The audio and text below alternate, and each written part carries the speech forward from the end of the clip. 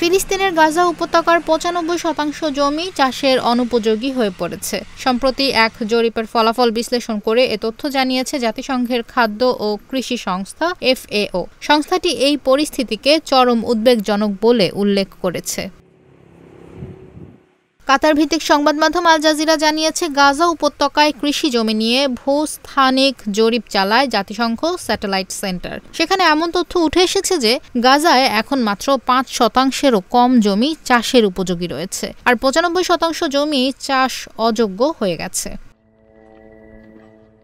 FAO উদ্বেগ প্রকাশ করে বলেছে, গাজায় হামলা চালিয়ে কৃষি অবকাঠামো ধ্বংস করে ফেলেছে ইসরায়েল। এতে খাদ্য উৎপাদন ক্ষমতা ভয়ানকভাবে হ্রাস পেয়েছে। সব মিলিয়ে প্রতিদিন দুর্ভিক্ষের আশঙ্কা বাড়ছে গাজায়। জরিপে দেখা গেছে, ইসরায়েলি হামলায় গাজার মোট কৃষি জমির ৮০%-এর বেশি ক্ষতিগ্রস্ত হয়েছে। ৭৭.৮% জমিতে কৃষকেরা প্রবেশ করতে পারছেন না। বর্তমানে মাত্র ৬৮৮ হেক্টর অর্থাৎ ১৭০০ একর অর্থাৎ মাত্র ৪.৬% কৃষি জমি চাষের উপযোগী রয়েছে।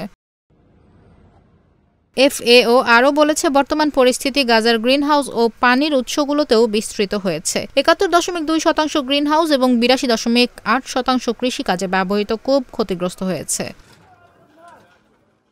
FAO এর উপমহাপরিচালক বেথ বেচডল বলেন, যেখানে একসময় হাজার হাজার মানুষের জন্য খাদ্য, আয় এবং স্থিতিশীলতা ছিল, এখন তা ধ্বংসস্তূপে পরিণত হয়েছে। কৃষি জমি, গ্রিনহাউস এবং কূপ ধ্বংস হওয়ায় স্থানীয় খাদ্য উৎপাদন কার্যত বন্ধ হয়ে গেছে।